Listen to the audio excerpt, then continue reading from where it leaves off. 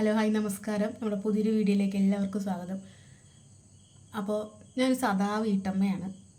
അപ്പോൾ ഞാനിന്ന് എനിക്ക് ഒരുപാട് 2-3 ദിവസമായിട്ട് ഭയങ്കര സങ്കടം തോന്നിയൊരു കാര്യം അതെന്താന്ന് നമ്മുടെ ഹണി റോസിനെ കുറിച്ച് നമ്മുടെ രാഹുൽ ഈശ്വർ പറഞ്ഞ ഓരോരോ വാക്കുകളും അതൊരിക്കലും എനിക്ക് ഉൾക്കൊള്ളാൻ പറ്റിയിട്ടില്ല.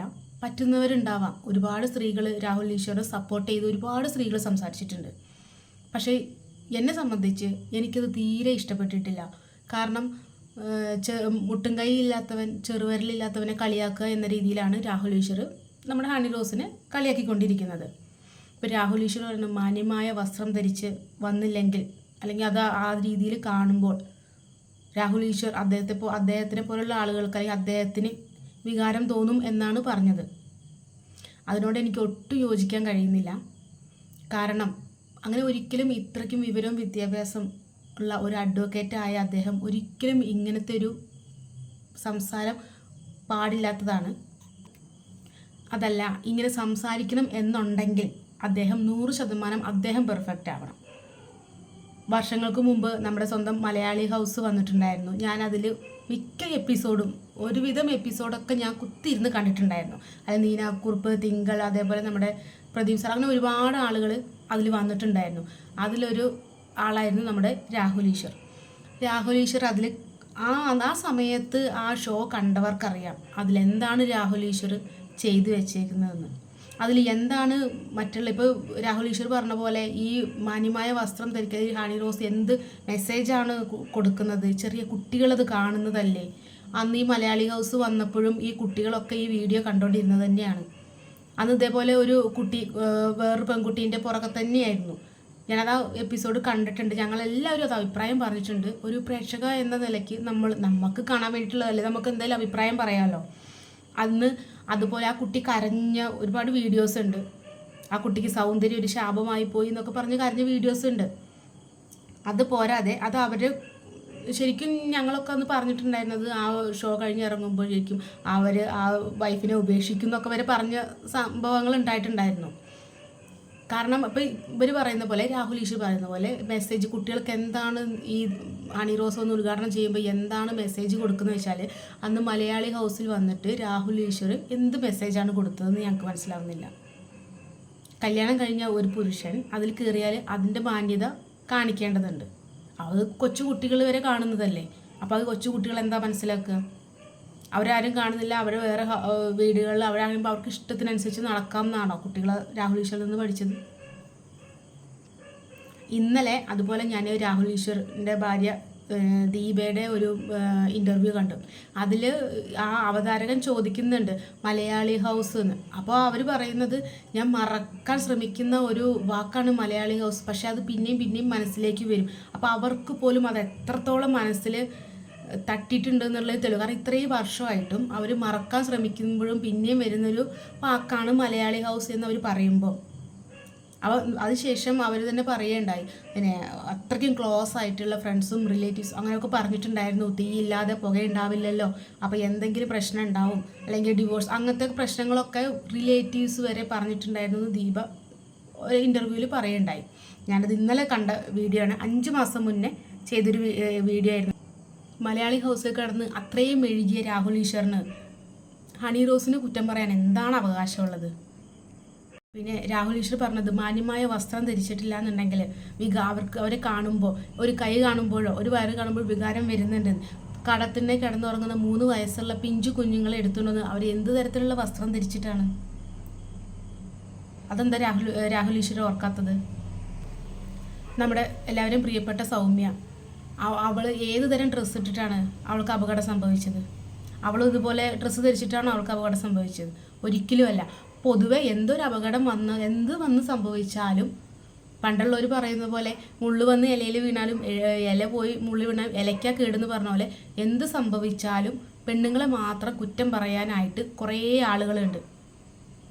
ഇപ്പോൾ ഒരു പെൺകുട്ടിക്ക് ഒരു പീഡനം സംഭവിച്ചാലും രാത്രി സഞ്ചരിച്ച് കഴിഞ്ഞാൽ പറയും, രാത്രിയിൽ എന്തിനു പോയി?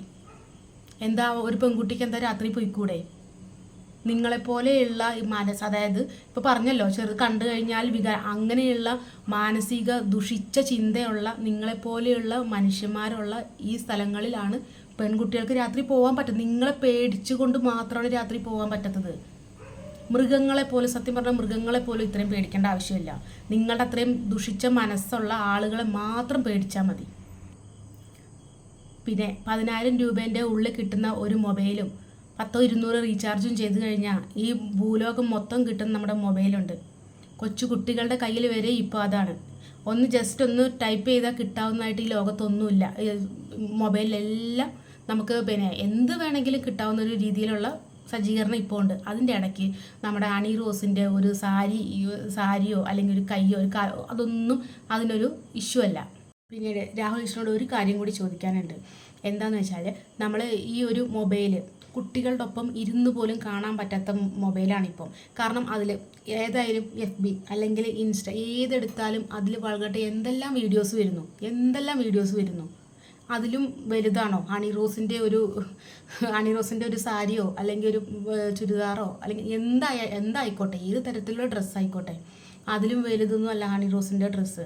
നിങ്ങൾ മൂട സ്വർഗത്തിലാണ് ജീവിക്കുന്നതെന്ന് പറഞ്ഞ പോലെ നിങ്ങൾ ഈ ലോകത്ത് ജീവിക്കുന്ന ഒരാളല്ലേ. ഇത്രയും വിവരവും വിദ്യാഭ്യാസവും ഉണ്ടായിട്ടും എനിക്ക് അത്ര പോലും ഇല്ല. എനിക്ക് താങ്കളുടെ പകുതി പോലും വിദ്യാഭ്യാസം ഇല്ല.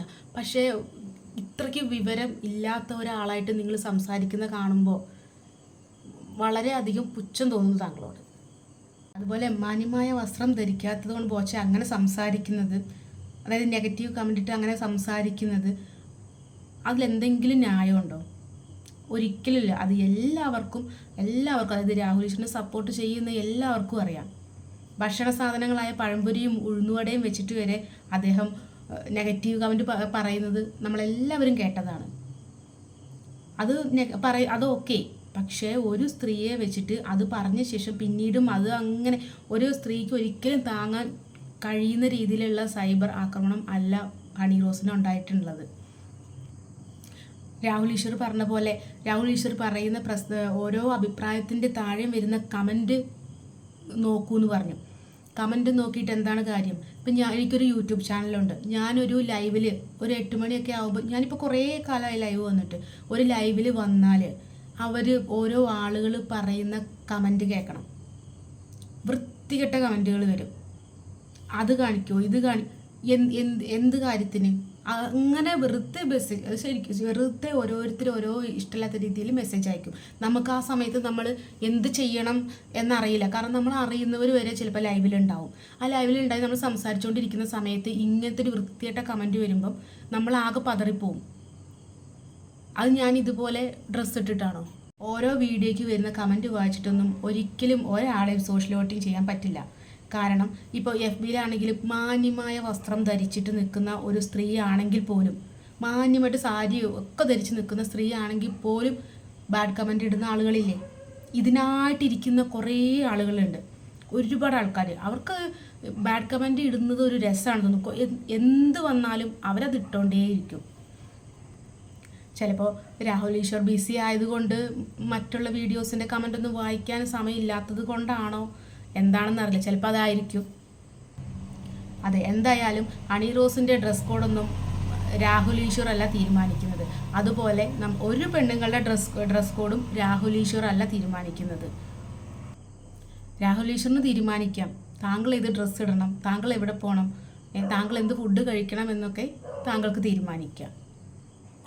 അപ്പോൾ താങ്കളുടെ എല്ലാ അസുഖവും മാറി സുഖം പ്രാപിക്കട്ടെ എന്ന് ആത്മാർത്ഥമായിട്ട് ഞാൻ പ്രാർത്ഥിക്കുന്നു.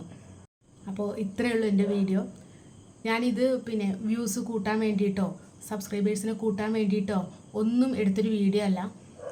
എനിക്ക് പേഴ്സണലി ഒരുപാട് വിഷമം തോന്നി, സത്യം ആയിട്ടും ഒരുപാട് വിഷമം തോന്നി. കാരണം ഒരു ലേഡിയെ ഇത്രത്തോളം ഒറ്റപ്പെടുത്തി സംസാരിക്കുക, അവരെ ഡ്രസ്സിൻ്റെ കാര്യത്തിലായാലും എന്തിൻ്റെ കാര്യത്തിലായാലും ഒറ്റപ്പെടുത്താൻ ഒരുപാട് വിഷമമുള്ള കാര്യമാണ്. അത് മാത്രമല്ല, ഒരു സ്ത്രീയെക്കുറിച്ച് ഇത്രത്തോളം അധപതിച്ച വർത്താനം പറയുന്ന ഒരാൾക്ക് സ്ത്രീകൾ തന്നെ സപ്പോർട്ട് കൊടുക്കുക, അതൊക്കെ കണ്ടപ്പോൾ എനിക്ക് ഒരുപാട് വിഷമം തോന്നി. ഒരിക്കലും രാഹുൽ ഈശ്വർ അല്ല ഒരു സ്ത്രീകളുടെയും ഡ്രസ്സ് എങ്ങനെ ഇടണം, ഒരു സ്ത്രീയും എങ്ങനെ നടക്കണം അല്ലെങ്കിൽ എങ്ങനെ ഡ്രസ്സ് ധരിക്കണം എന്ന് തീരുമാനിക്കുന്നത് രാഹുൽ ഈശ്വർ അല്ല. ആരാണ് ഈ രാഹുൽ ഈശ്വർ? ഈശ്വരനൊന്നും അല്ലല്ലോ. ഇപ്പോൾ ഈശ്വരന്മാർ പറഞ്ഞാൽ പോലും ആരും അനുസരിക്കുന്നില്ല, പിന്നെയല്ലേ ഒരു രാഹുൽ ഈശ്വർ പറയണ്ടേ വത്തിക്കാനിലൊക്കെ ഡ്രസ് കോഡ് ഉണ്ടെന്ന്.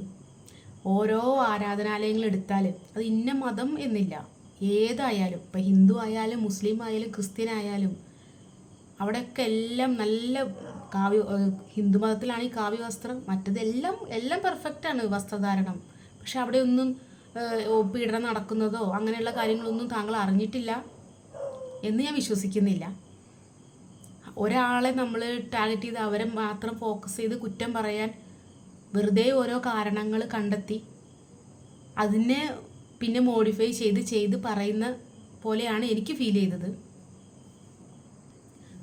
കാരണം ഹണി റോസ് ഉദ്ഘാടനം ചെയ്ത് തുടങ്ങിയിട്ട് കുറച്ച് കാലങ്ങളായി. ഇപ്പോൾ ബോച്ചയ്ക്കെതിരെ ഒരു കംപ്ലൈൻറ്റ് കൊടുത്തപ്പോൾ മാത്രമാണ് ഹണി റോസിൻ്റെ വസ്ത്രധാരണം രാഹുലിന് വൾഗറായിട്ട് തോന്നിയത് എന്നുണ്ടോ? എന്തായാലും ഞാൻ എൻ്റെ അഭിപ്രായം പറഞ്ഞതാണ്. ഞാൻ ഇതുപോലെ വീഡിയോ ഒന്നും ഇട്ടിട്ടില്ല.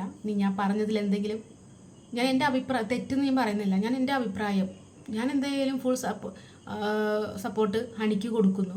ഓരോരുത്തരുടെ ഇഷ്ടമാണ് അവരുടേതായ വസ്ത്രങ്ങൾ ഇടുക എന്നുള്ളത്. അതിനി എനിക്കാണെങ്കിലും ഹണിക്കാണെങ്കിലും ആർക്കാണെങ്കിലും അത് അവനവൻ്റെ ഒരു എന്താ പറയുക അവകാശമാണ്.